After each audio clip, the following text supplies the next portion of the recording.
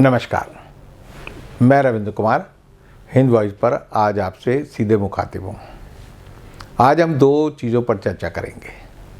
एक तो क्या हिंदुस्तान आईफोन 17 के लिए पागल हो गया है, और दूसरा क्या हिंदुस्तान में लोगों ने अपनी आम ज़रूरतों को ख़त्म कर कर ये सोच लिया है कि हमें आने वाले समय में भूखों मरने के लिए तैयार होना है।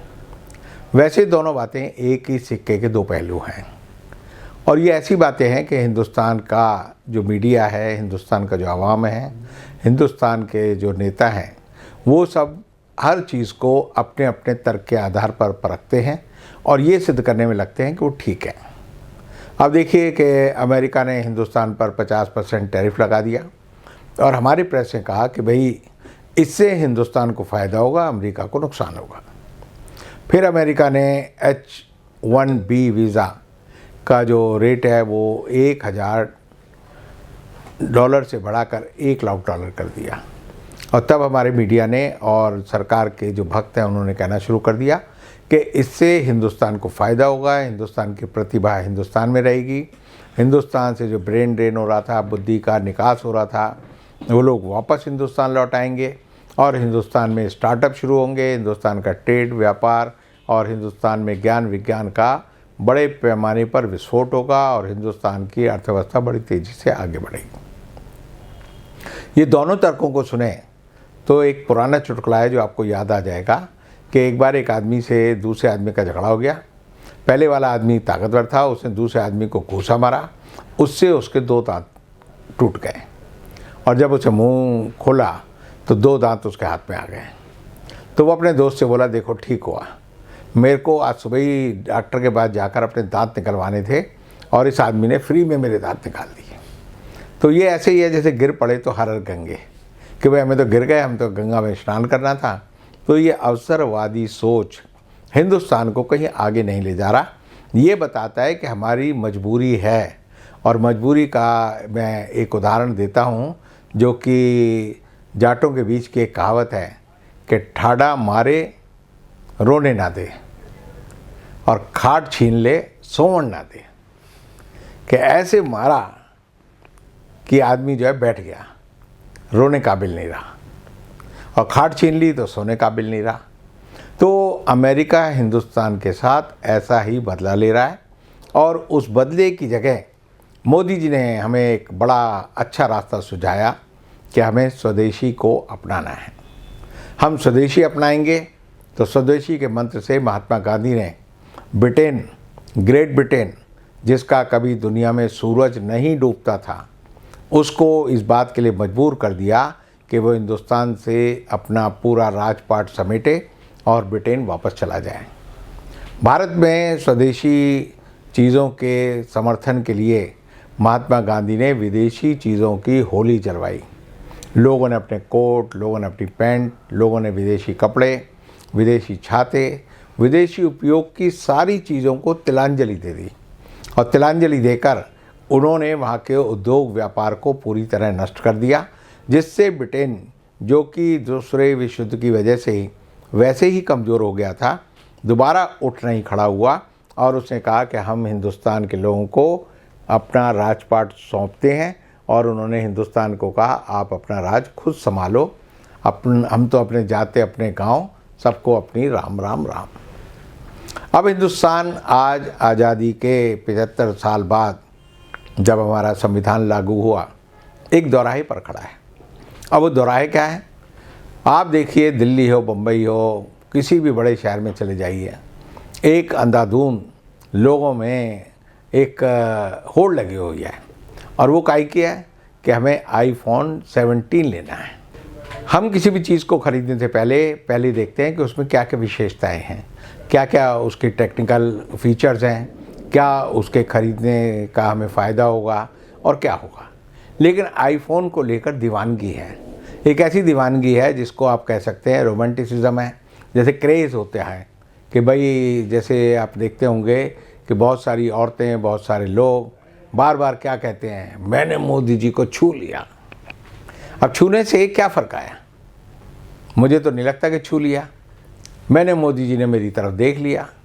आप देखेंगे कि संतों के और जो साधुओं के बड़े बड़े समागम होते हैं, उसमें कई लोग आकर बताते हैं महाराज ने अपनी दृष्टि मेरी ओर डाली और मेरा जीवन सफल हो गया। यानी आपके जीवन में भौतिक रूप से, आध्यात्मिक रूप से, ज्ञान के रूप में कोई परिवर्तन नहीं हुआ। सिर्फ एक पागलपन है कि महाराज ने हम पे दृष्टि डाली और उसके लिए बड़े बड़े दावे किए जाते हैं।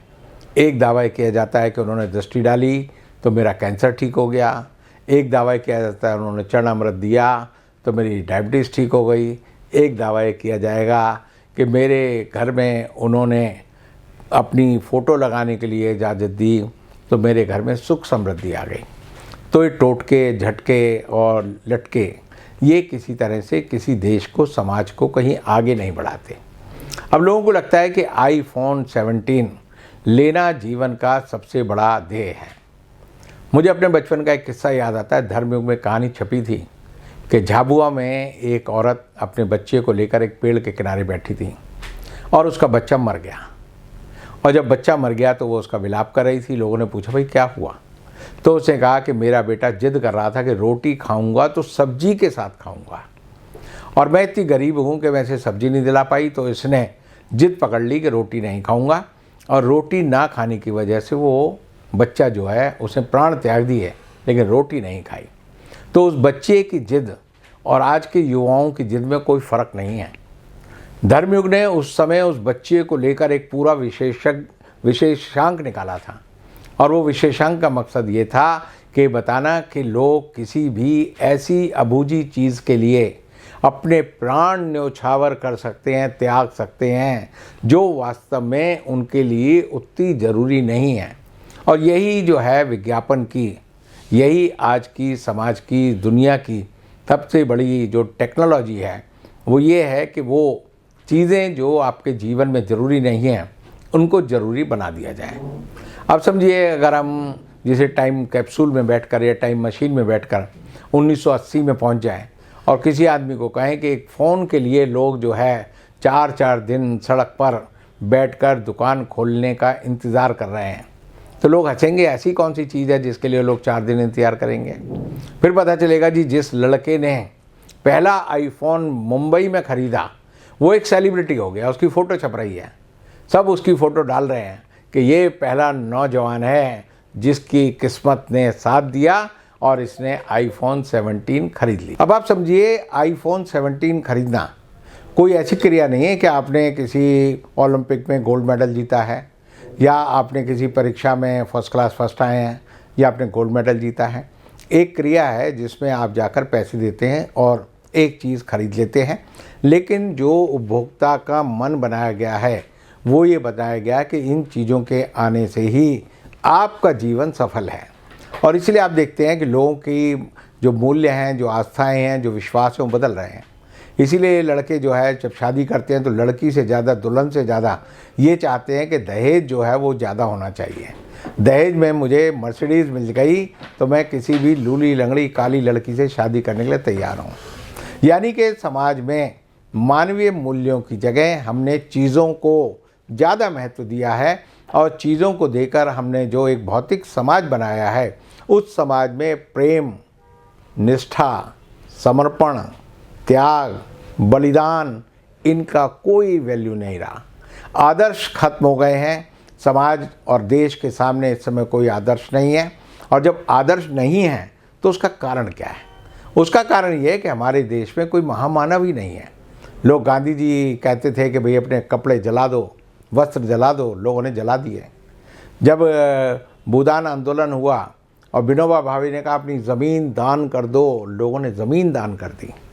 आज भी बड़े आंदोलन होते हैं तो लोग कहते हैं भाई मंदिर बनाने के लिए पैसे दो, लोग पैसे देते हैं। जब हिंदुस्तान का युद्ध 1962 में चीन के साथ हो रहा था तो औरतों ने अपने कान के बुंदे, अपने पहनी हुई बालियाँ, अपनी अंगूठियाँ, अपनी चूड़ियाँ, अपना मंगलसूत्र सब देश के लिए दान कर दिया। लेकिन आप सोचिए कि 50 सालों में क्या बदला है। 50 सालों में जो लोग जो हाथ दान करते थे वो हाथ अब छीनने का काम कर रहे हैं, और वो समझते हैं कि जैसे ही मैं आगे बढ़ूंगा समाज मुझे सलाम करेगा। और ये क्यों हुआ? ये इसलिए हुआ क्योंकि हमने मूल्यों में परिवर्तन कर लिया है। आज हमें बड़ा आदमी वो लगता है जो चाहे शहर का सबसे बड़ा गुंडा हो, नंबर 1, शहर में सबसे बड़ा हत्यारा हो, नंबर 1। हर आदमी बड़ी कार, बड़े घर, बड़े मकान, बड़े जहाज को मानना ही, पा लेना ही सबसे बड़ी सफलता समझता है। और मैं एक उदाहरण देता हूँ कि गांधी जी महान थे, वो बड़े नहीं थे। गांधी जी के पास कुछ नहीं था। जब गांधी जी की हत्या हुई थी जनवरी को, तो उनके पास जो सामान था वो आज भी राजघाट पर, वहाँ पर जो उनकी संस्था है वहाँ रखा हुआ है। और आप वहाँ जाएंगे तो गांधी जी का एक कटोरा है जो लकड़ी का बना हुआ है। गांधी जी उसमें सूप पीते थे, खाना खाते थे। उनकी एक लकड़ी की चम्मच है जिससे वो खाना खाते थे। उनकी एक छोटी सी हाथ की लिखने वाली पेंसिल है जिसमें उन्होंने लकड़ी जोड़कर बना रखी थी, उससे वो लिखते थे। और उनकी एक धोती थी जो उन्होंने पहनी हुई थी। उनकी एक ऐनक थी जो कई बार चोरी हो चुकी है। हम आज तक उनकी उस ऐनक की रक्षा नहीं कर पाए। वो इसलिए नहीं कर पाए क्योंकि हम महामानवों का सम्मान नहीं करना चाहते। अब हमारा समाज जो है गीदड़ वाले समाज में बदल गया है, जो कहता है जीभ लपकाते रहो और जो चीज़ सामने आए उसे खाते रहो। अब गरीबी जो है हिंदुस्तान में कंपैरिजन की चीज़ हो गई है। अगर मेरे पास साइकिल है और मेरे पड़ोसी के पास साइकिल है तो हम दोनों बराबर हैं। अगर मेरे पास साइकिल है, उसके पास मोटरसाइकिल है, तो वो मुझसे ज़्यादा अमीर है। और अगर तीसरे पड़ोसी के पास अगर मोटर कार है तो वो उससे भी बड़ा आदमी है। तो समाज में हमने पिछले 75 सालों में अपने आप को गिराया है मानवीय होने से। और यही बात है कि हमें लगता है कि दुनिया में अमेरिका सबसे बड़ी ताकत है क्योंकि उसकी इकनॉमी 30 ट्रिलियन की है। चीन उससे बड़ी छोटी ताकत है क्योंकि उसकी इकनॉमी जो है 20 ट्रिलियन की है। हमारी इकनॉमी बड़ी छोटी है। तो इस तरह की बातों से देश, समाज और किसी भी राष्ट्र का चरित्र नहीं बनता। और चरित्र ना बनने की वजह से ये हो रहा है कि हमारे युवा जो है भटके हुए हैं। युवाओं का एक सपना है हिंदुस्तान में, एक ही ड्रीम है जिसे ग्रेट अमेरिकन ड्रीम कहा जाता था कि अमेरिका चले जाओ, विदेश में सेटल हो जाओ, कनाडा की सिटीजनशिप ले लो, किसी तरह ग्रेट ब्रिटेन चले जाओ, किसी तरह कनाडा के बाद जो है ऑस्ट्रेलिया की सिटीजनशिप मिल जाए, विदेशी चीज़ें हमारे घर आ जाएं। और लोग बताते हैं कि भाई मेरी घड़ी जो है फ़लानी कंपनी की है, मेरा चश्मा फ़लानी कंपनी का है। और हर चीज़ को बताकर आदमी को लगता है कि मैं बड़ा हो गया हूँ। तो ये सारी स्थिति देश के पतन का कारण है। और ये आईफोन 17 की जो भीड़ है ये बताती है कि हमारी शिक्षा व्यवस्था बिल्कुल नष्ट हो चुकी है। हमने मनुष्य बनाने की जगह उपभोक्ता बनाए हैं और उपभोक्ता जो है उपभोक्ता का व्यवहार कर रहे हैं। उनमें एक पागलपन का दौरा पड़ता है। जैसे कुत्तों के सामने वो शिकार आ जाए, खरगोश आ जाए, तो वो ऐसे दौड़ते हैं हाउंड की तरह कि जब तक शिकार ना मिल जाए वो उसके पीछे दौड़ते रहते हैं। इसी तरह हमारे नए समाज के लिए जो आईफोन है वो एक ऐसा उदाहरण बन गया है। पावलोव का एक उदाहरण है जो मैं हमेशा देता हूँ, जो एक रशियन वैज्ञानिक थे। तो उन्होंने एक खोज की, उन्होंने कारण और कार्य को खोजा और उनके लिए उन्होंने प्रयोग ये किया कि एक कुत्ते के सामने उन्होंने रोटी रखी और जैसे ही रोटी रखी उसके मुंह में लार आती थी तभी वो घंटी बजा देते थे। घंटी बजना और भोजन देखना और लार आना, तीनों में ऐसा पारस्परिक संबंध बना कि आने वाले समय में जब वो घंटी बजाते थे तो कुत्ते के मुंह में लार आ जाती थी, चाहे रोटी हो या ना हो। तो वास्तविकता से भूलकर हम अज्ञात चीज़ों में सुख की प्राप्ति करने के लिए सोच रहे हैं और इसीलिए मानवीय मूल्य खत्म हो रहे हैं। हमारे नेताओं ने हमें ऐसा बनाया है। और हमारे नेताओं ने क्या बनाया, क्योंकि उन्होंने हमारा एक मूल्य रखा हुआ है। उन्हें पता है कि ये वोटर जो है एक बोतल शराब के लिए बिक जाएगा, एक मुर्गे के लिए बिक जाएगा, 10,000 की हम इसे बताएंगे कि तेरे को वृद्धावस्था पेंशन मिलेगी तो बिक जाएगा, स्त्री राशि मिलेगी उसके लिए बिक जाएगा और ये हमें वोट दे देगा। और एक तरह का रिश्ता जो है समाज सुधार का, देश के विकास का नहीं है। उनको सीधा लगता है कि ये लालची लोगों की भीड़ है, इससे आप कुछ भी ले सकते हैं।